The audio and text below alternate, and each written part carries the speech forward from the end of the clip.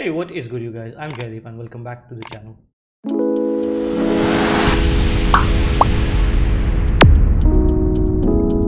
So today's video is going to be about object-oriented programming in Python's context.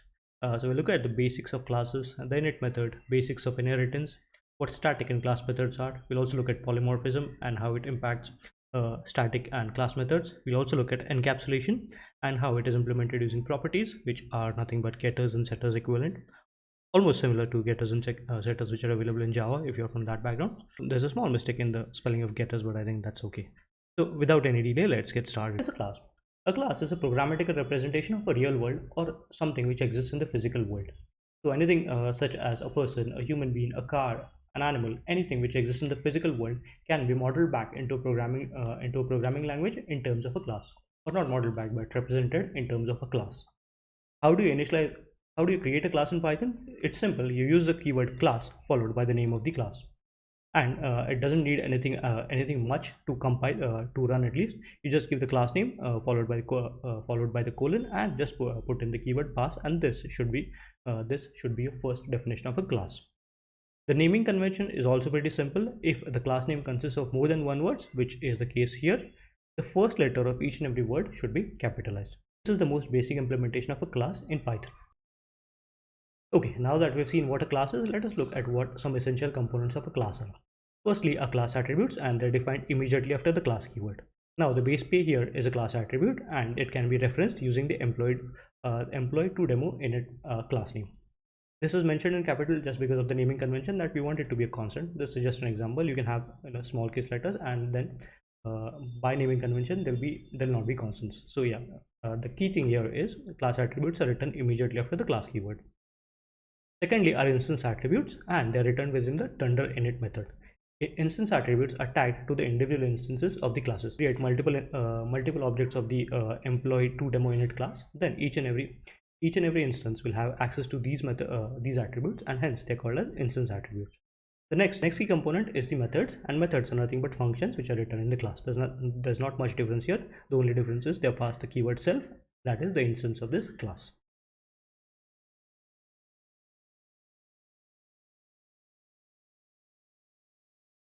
Let us look at the third important thing, which is the objects.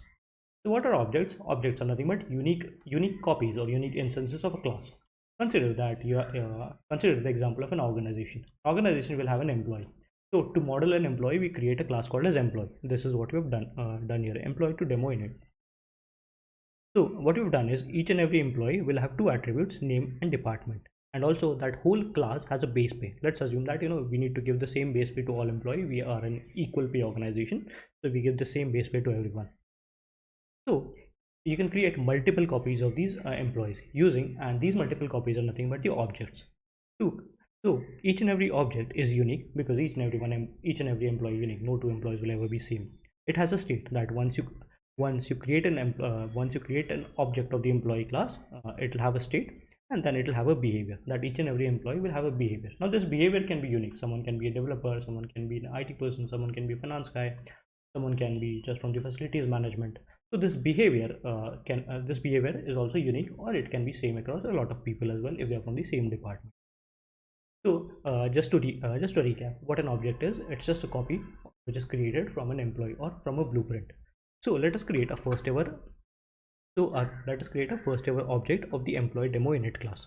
So first I'm going to do from basics import start, and we're going to create two objects of the employee to demo init class. I should have named something better, but it's okay.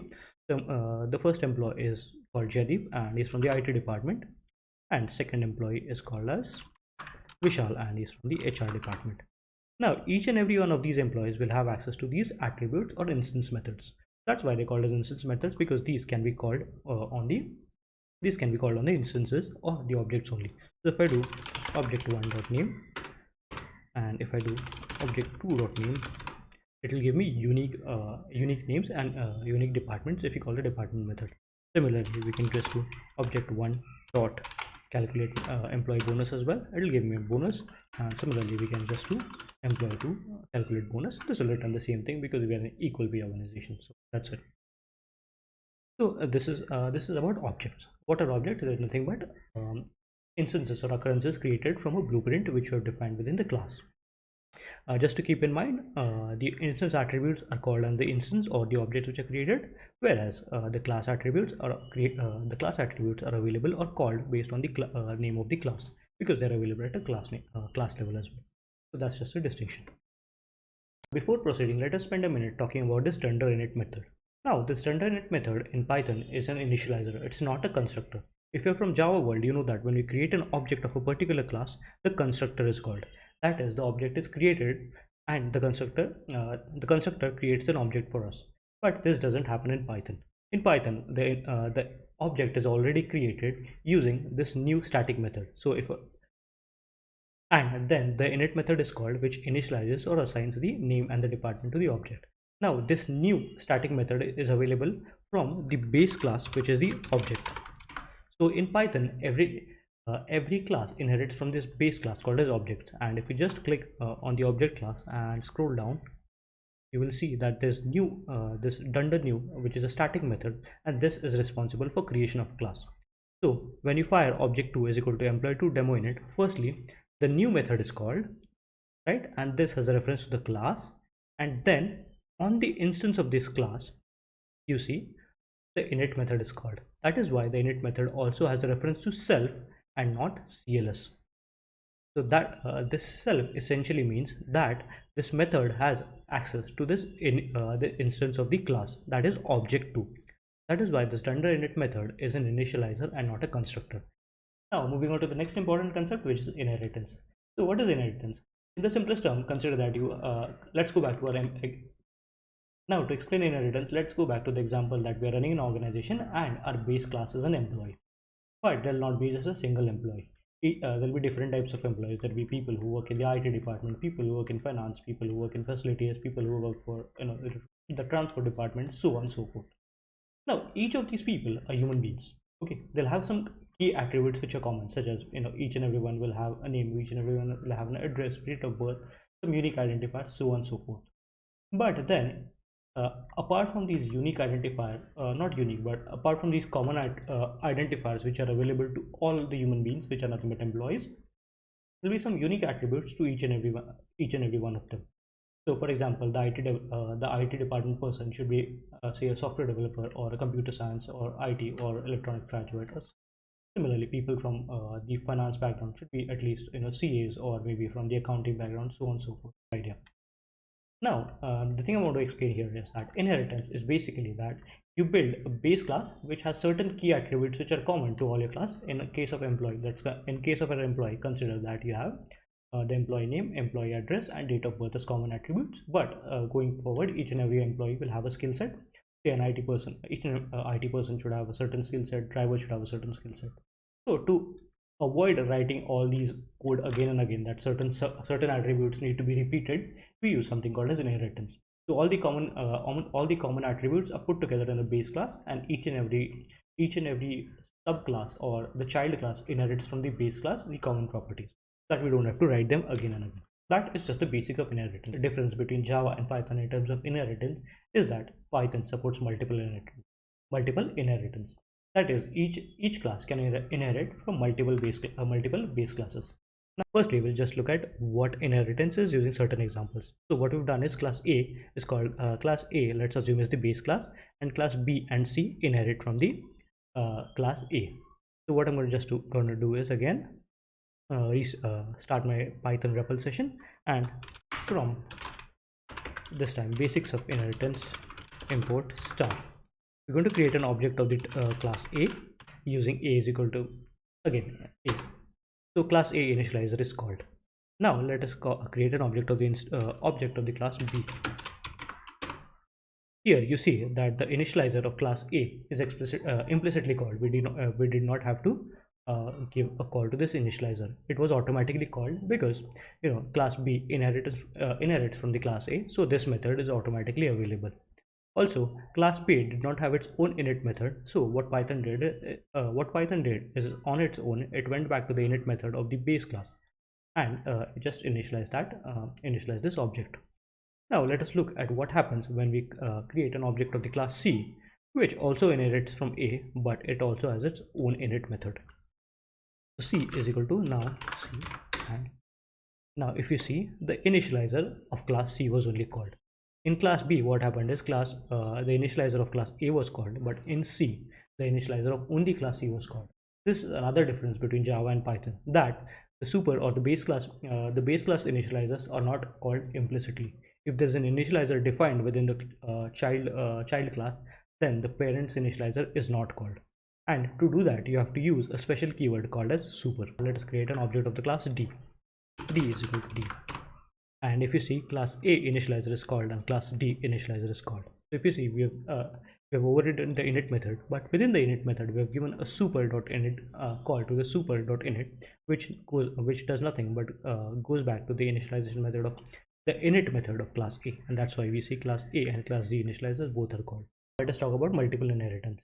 Now the obvious question is that what would be use case of multiple inheritance? There are quite a few, and if you are aware about a programming concept called as mixins, which provide, what do you say, functional if you're aware of a programming concept called as mixins are nothing but they inherit from a lot of classes. They combine the functionalities together and they provide a single way of accessing the multiple functionality. But for the purpose of this tutorial or purpose of this demo, what I've done is I've taken a simple example.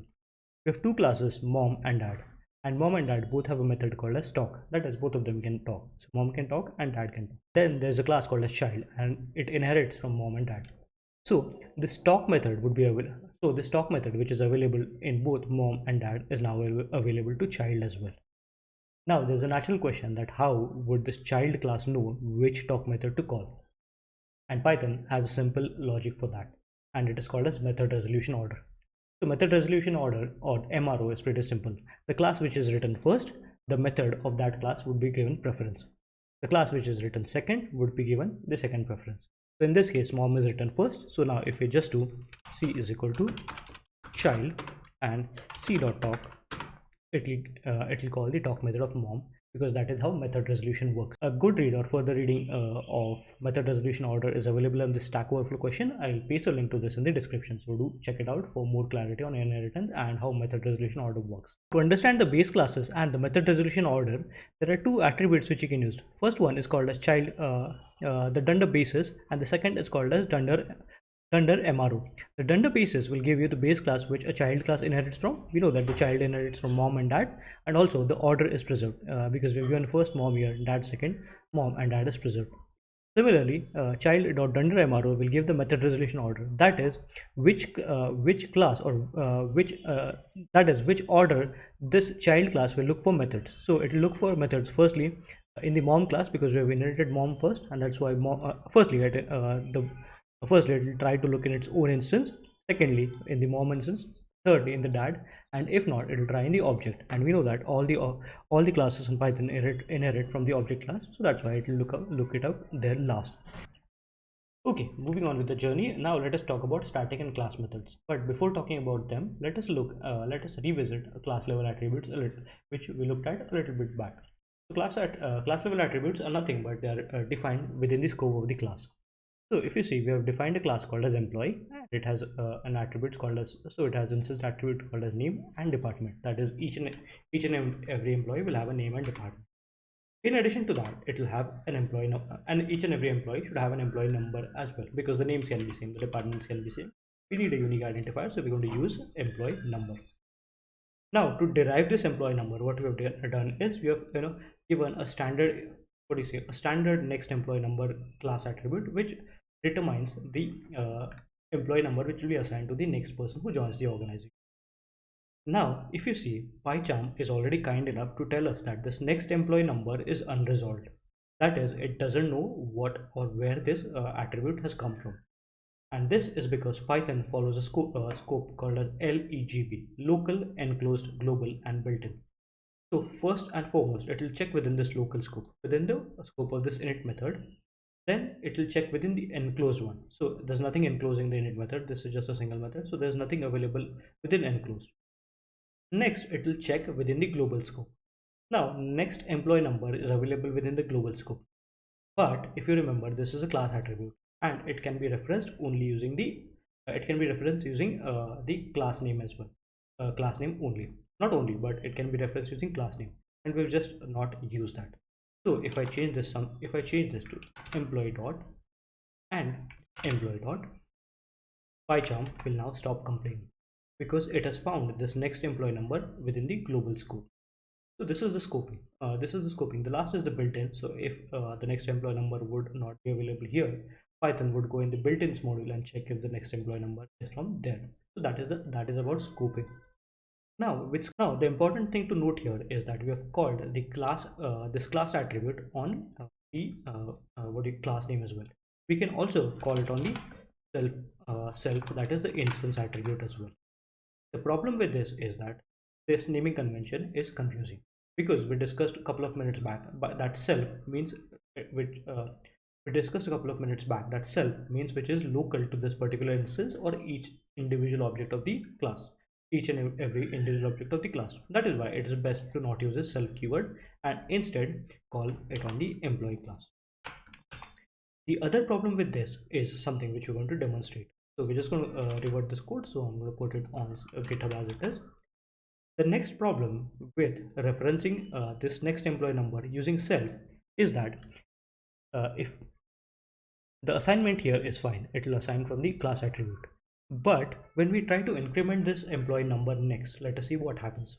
So I'm going to start the REPL session again, and from static and class methods import star, and let's try to create an employee. He is equal to employee1 JD. Let me give me the department, say IT. Now e dot employee number, let's call e dot employee number.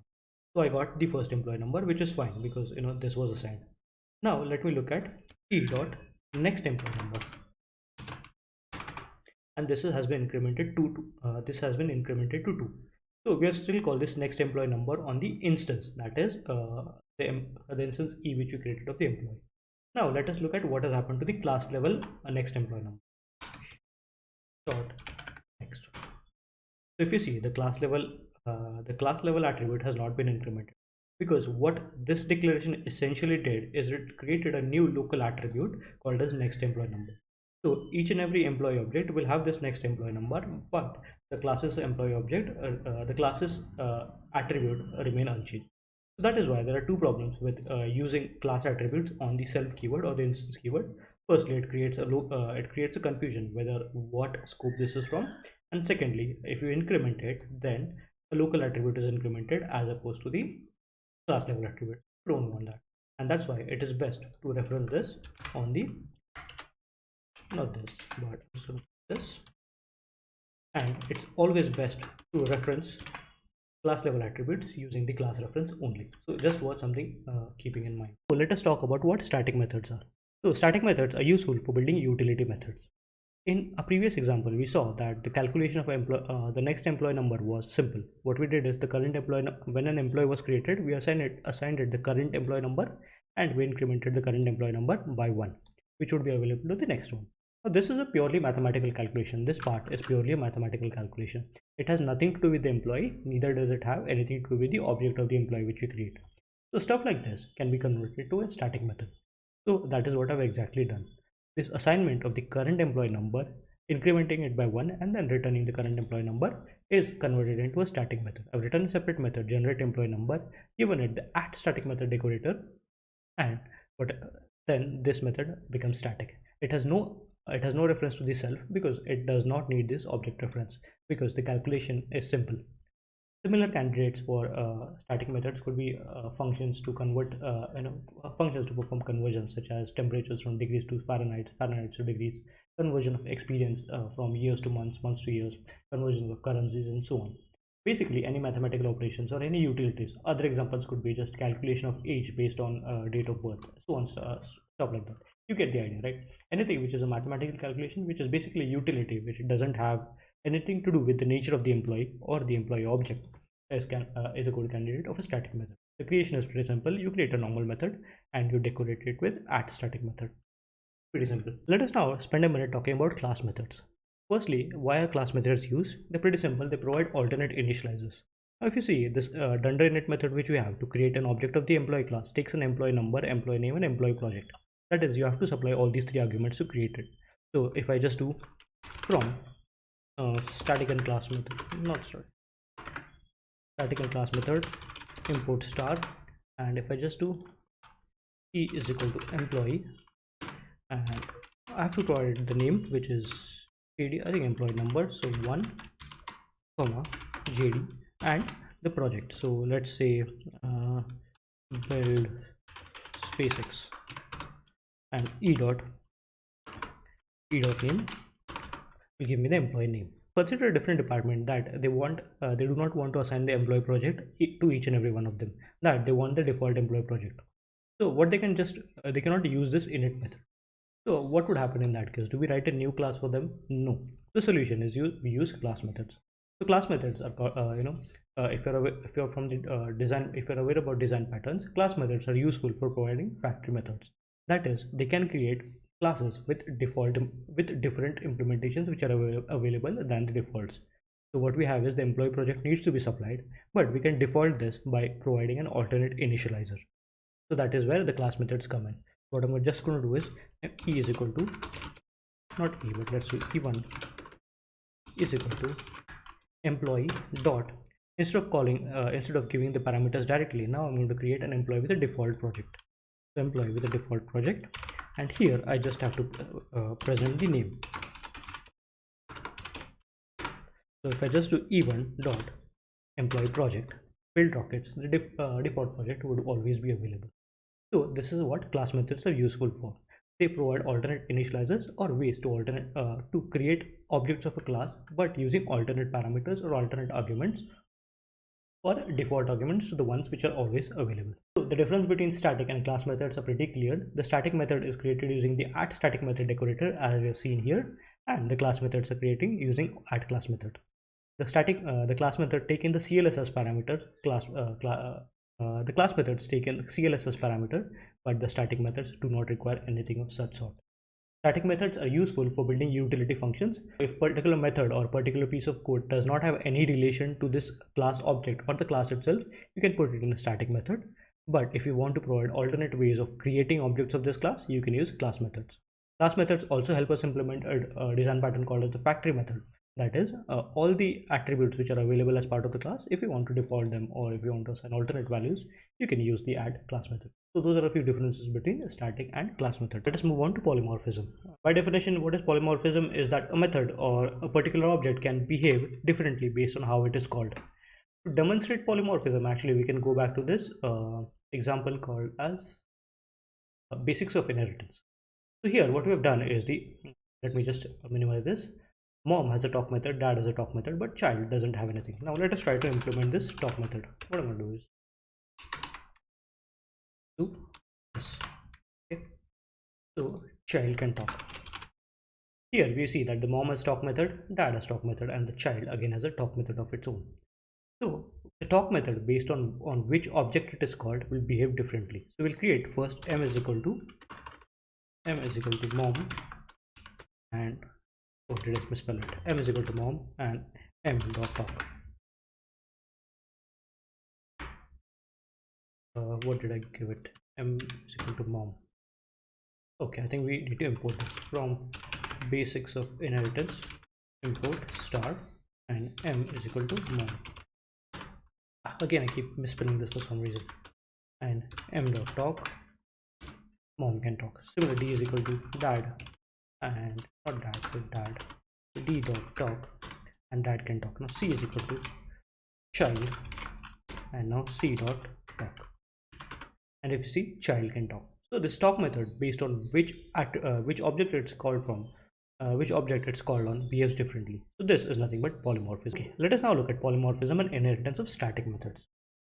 So to demonstrate that, we have an employee, and each and every employee has employee number, employee name, project, and a cost center associated with it. Now the cost center is calculated from the static method, which is called as generate cost center.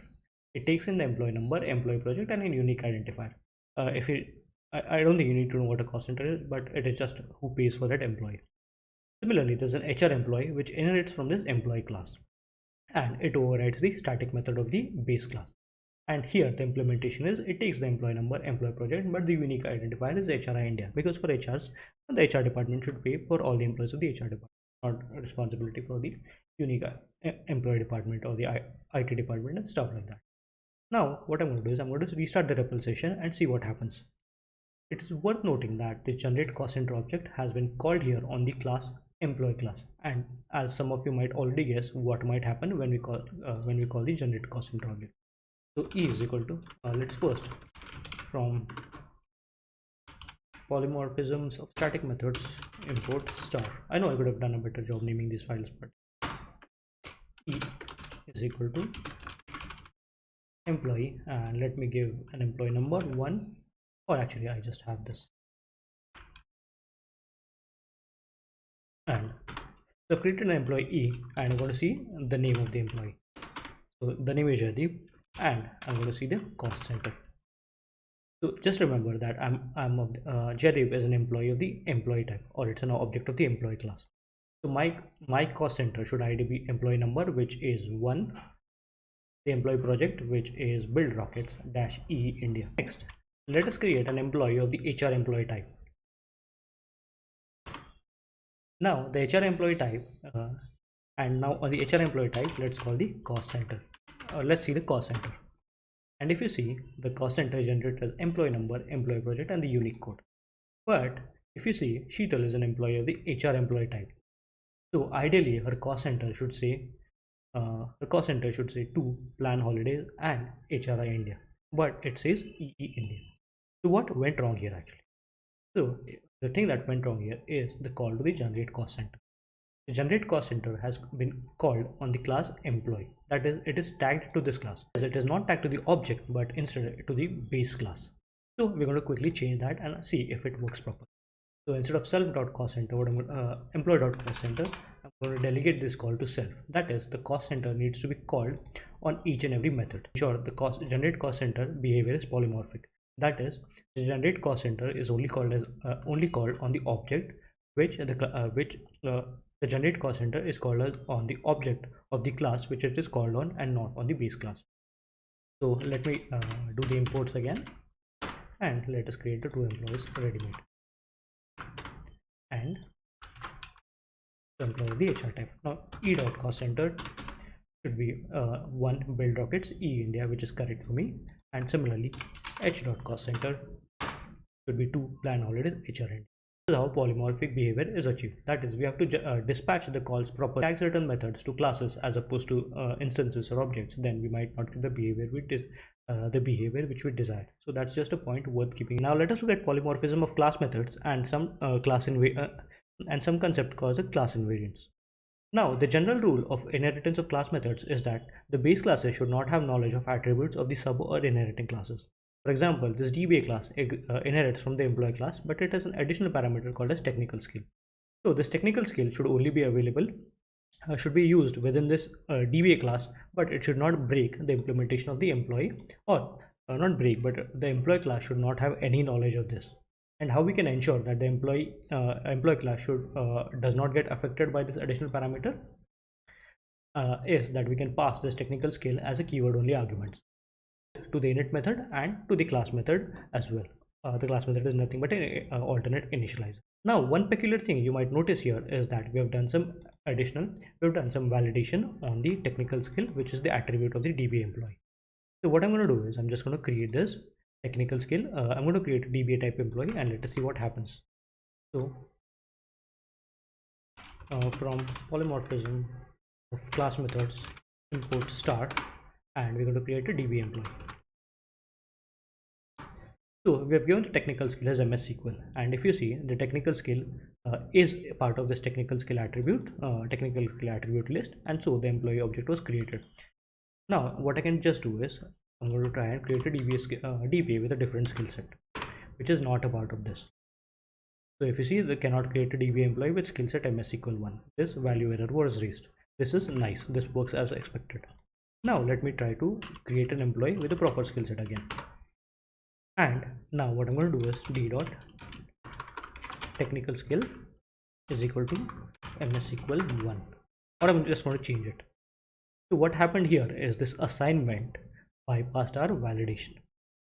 So this is a problem because this is not what we intended. A couple of things went wrong here. Firstly, we allowed technical skill to be accessed directly And secondly, because it was allowed to access directly, we are able to assign it any value, and that value bypass this validation. Now, how we can ensure that this doesn't happen is something which is a part of encapsulation, and that is what we're going to visit next. Let us now talk about getters and setters in the context of Python. So we know that if you're from a Java world, we know that encapsulation is provided, or data members are hidden using the keywords such as private, private, final, public, and so on. Not final, but maybe public, private, and so on, so forth. Now, writing those many keywords and then providing getters and setters, which are nothing but methods, is a little bit too wordy. Python provides a more elegant solution called as properties. Now, consider that in the previous example, what happened is we created a DBA employee, and DBA had to have a specific technical skill set. That is, they should either know MS SQL, they should either know SQL, or they should know MySQL. The validation was written here within the initializer itself. But the problem with this approach was that when we created the DBA employee, the validation worked okay. But when we tried to override this value, then it was working without any validation. That is, the validation was bypassed. And to not make that happen, what we can do is we can delegate access to this technical skill set using the add property decorator. So what we do is we create a method with the same name as this property, not property but attribute, and then give access using this technical skill. Similarly, this is called as the getter, and corresponding to the getter we have a setter, and the name of the setter should be technical skill dot setter, and the method name should be similar, and the validation is now a part of this API or this method. The interesting thing about this is they are available as attributes only and not methods. So what I mean by that is the way to call this is just like any other parameter. So from encapsulation import star, and let us create an employee of the type DBA. So DBA1, and I have a skill set of say MS SQL, which passes the validation because it's available. Let us now create a second DBA, and here what I've done is I've created the MS SQL one, which is not part of this. So our setter did the validation for us because this code is commented that cannot create an employee with the skill set MS SQL one. So this setter is also working. That is, instead of setting the value directly here, what we did is we delegated the validation of this to this technical value setter. Similarly, now if I go back to create this, a correct one is created, and now if I just do technical skill is equal to IT, if you see, cannot create DB employee with the skill set IT. So this validation is now working, and the override also is not happening. So what happened here is encapsulation is achieved, and also all the validations before assigning this technical skill set go via this setter. So this is how getters and setters are available as part of Python, that they are available as the add property. The only thing which you have to be careful is the property name has to be same as this attribute name. Similarly, the setter is just the attribute dot setter. And let's explore properties a little bit more in detail. By properties I mean getters and setters. We've taken the DB as example, and in addition to technical skills, we have minimum experience as another parameter. So when we create an employee, in addition to the technical skill, we supply years of experience. And we have specified that the minimum experience should be 5 years, that a DBA should not have less than 5 years of experience. The validations of technical skill are borrowed as it is from the previous example, and similarly years of experience now also undergoes a validation. But the thing is, we don't live in a perfect world. Someone comes and say that we don't want experience in years, we want experience in months, which is okay. It's pretty easy to convert, and the conversion is a mathematical operation, and as we discussed in static methods, any mathematical operations serve as good candidates for static methods. So we have two static methods to convert experience from months to years and years to. Now to solve this additional requirement, what we simply do is we expose another property called as experience in months, and we set the experience in months using the experience in months dot setter. Now to this experience in month we call the static method. So to give the experience in months, we take in the experience of year as parameter and call the convert experience from years to months. So this works okay as well. And to set the value of experience, what we do is we call the convert. We set the experience in years, and what we do is convert experience from months to years. And what happens here is, interestingly, we get this validation as free. So let us see that in action as well. So what we do is from properties continued import star, and firstly we're going to create a DB employee. So let's create a DB employee as not this, but equal to DBA. I think it's like this, and the parameters are technical skill. Firstly, we're going to create a nice MS SQL and see if I give 4 years whether this satisfies or not. If you see, experience cannot be less than 5 years. So this validation is already working. Now let us create a proper employee of say 6 years. So this is working. Now d dot experience in years will tell us 6 years, and d dot experience in months will also tell us 72 months, which is the experience in months, which is 6 into 12 is 72. So this satisfies the additional requirement as well. So this is how you can leverage properties and provide you can leverage the add property decorator and provide additional attributes to people who need additional functionality from your existing class. This also serves the as I mentioned, this experience in years will also comply with the addition with the existing validation rules as well. So suppose I create d dot experience in months and I give say 12 months, which is roughly 1 year. You see value cannot be less than 5 years. So this also complies with the existing rules as well. If I just do t dot 12 d dot experience in months is equal to say 84, d dot experience in years will be d dot experience in years will automatically be converted to 7. So these conversions are taken care of by these properties, and we also get these validations for free. So this is how encapsulation can be achieved with the help of properties, and the validations and everything is achieved for free. So Python is again more efficient, I believe.